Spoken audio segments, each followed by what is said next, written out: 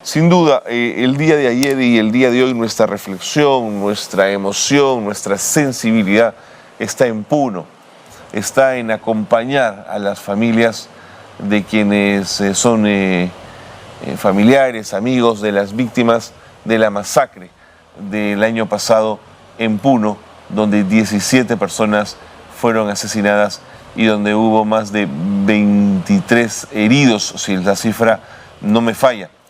¿Qué dicen los puneños? ¿Qué dice el pueblo de Puno? ¿Cuál es el sentir de la población de Puno? Bueno, Edgar Mancha es analista político de Puno, siempre tiene la enorme generosidad de conversar con nosotros y de atendernos para hablar de cuál es la situación que se vive en Puno en una situación como esta. Edgar Mancha, ¿cómo le va? Muy buenos días, bienvenido como siempre, gracias por estar con nosotros.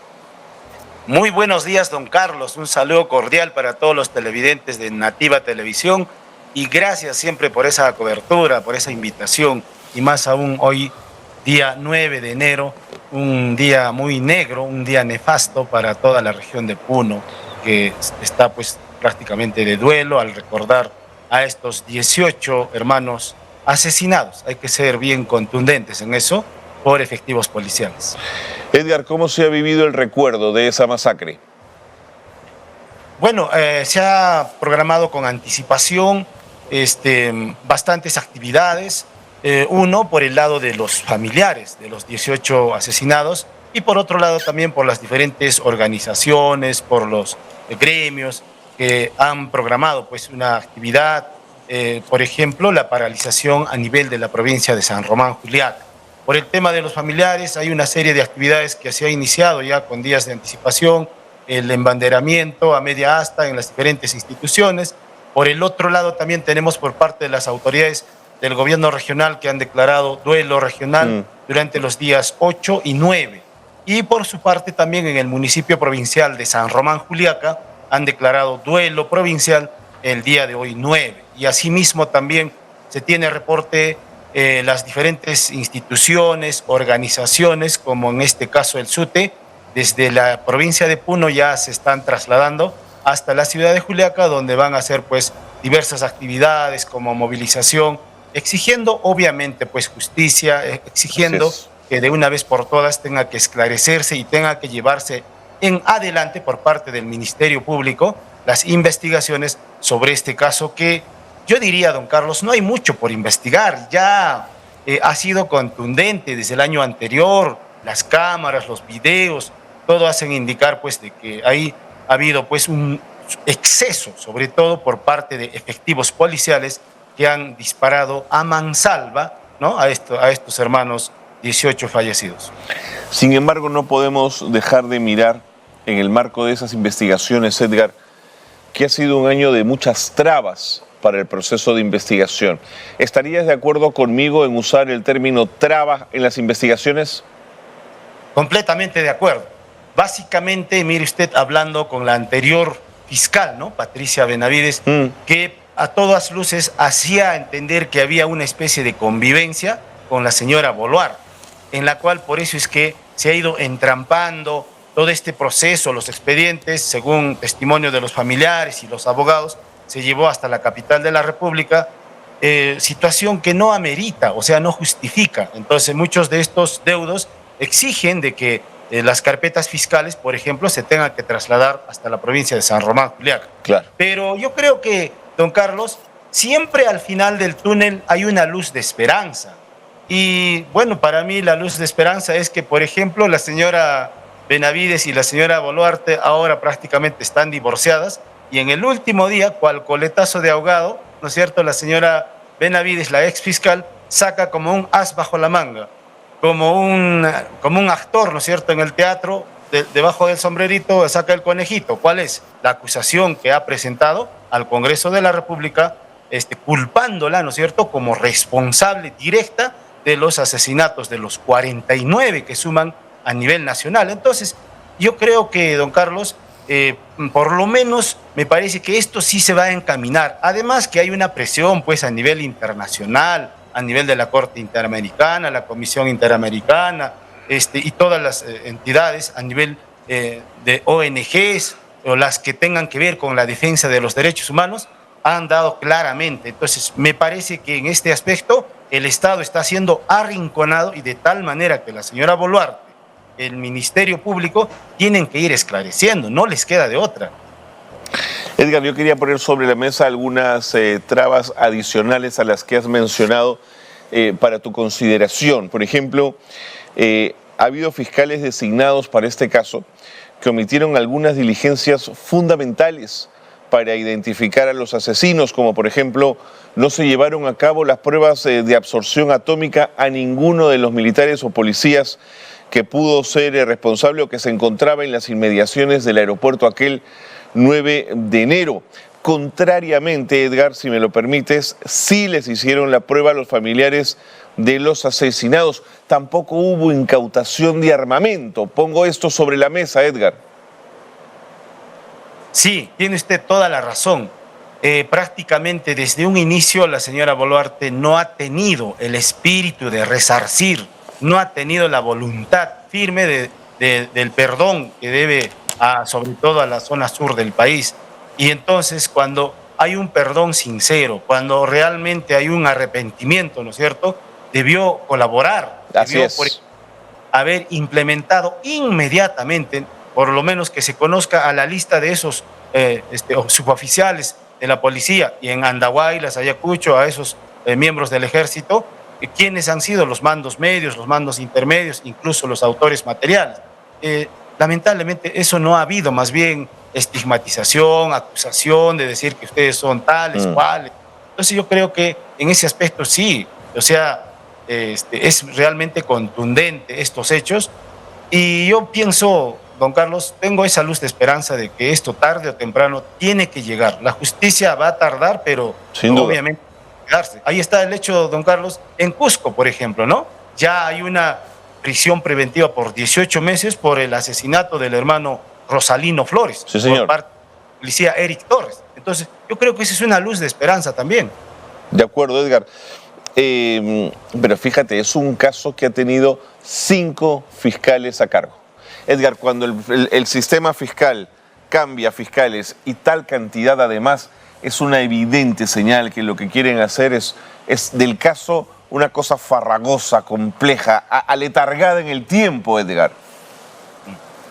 Justicia que tarda ya no es justicia, dicen también. Así es. En ese aspecto, por eso es que justamente el tema de las exigencias, el tema de la protesta social, que el día de hoy a nivel de la región de Puno, sobre todo en la provincia de San Román, Juliaca, tiene esa motivación, exigir, gritar justicia.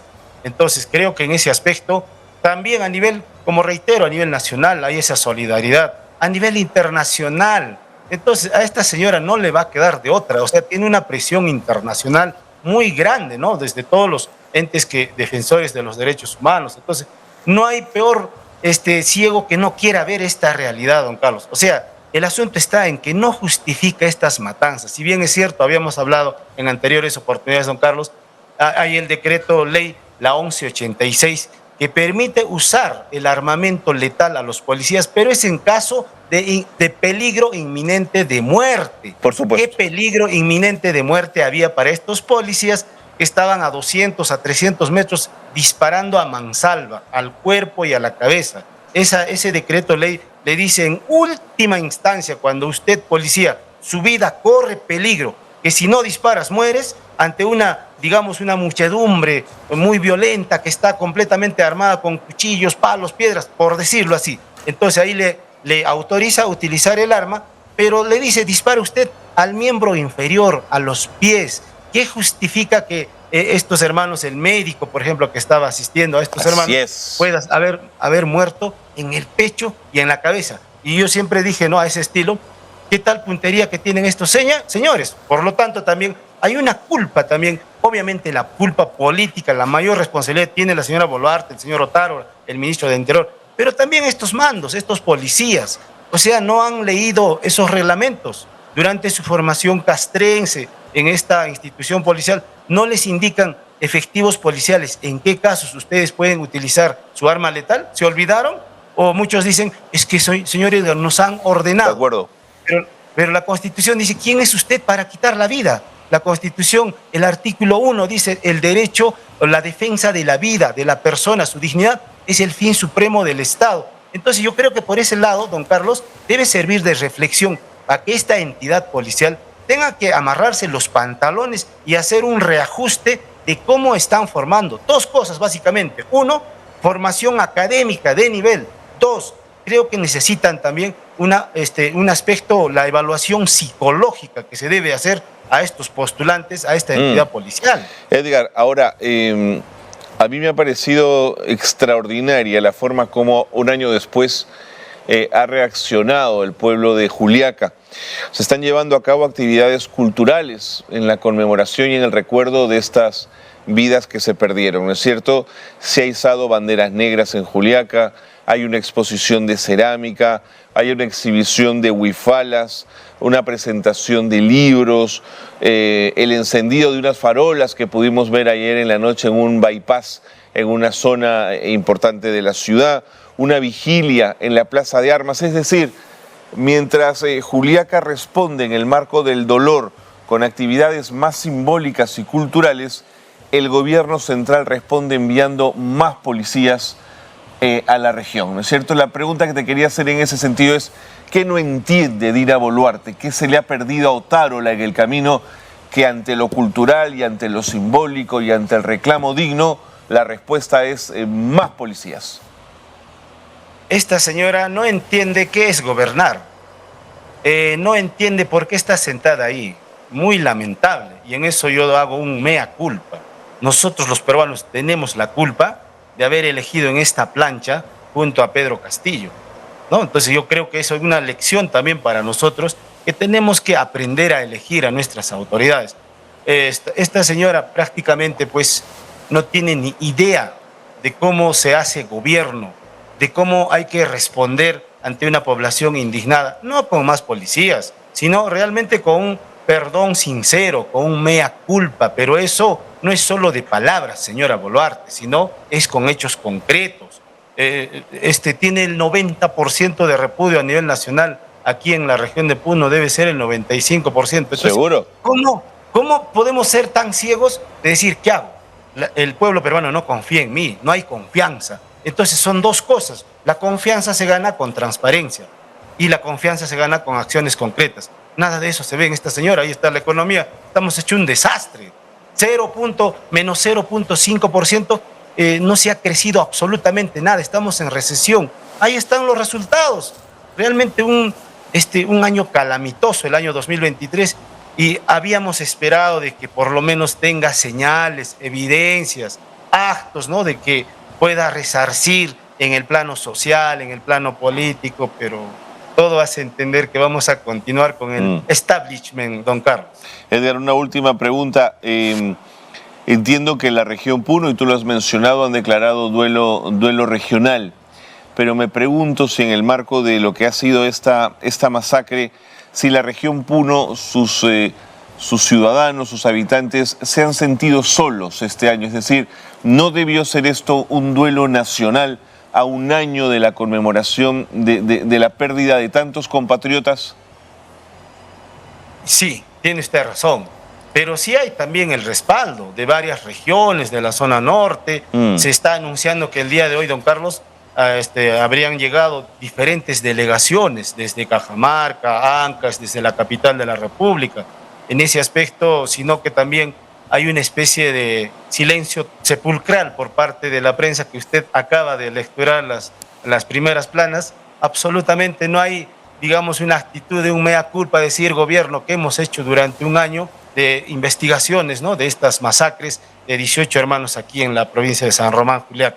Entonces realmente es muy preocupante, pero también es muy alentador lo que usted también indica, ¿no? La actitud de los deudos de estos asesinados, con aspecto cultural, con el tema de la exposición de pinturas, con la exposición de las huifalas.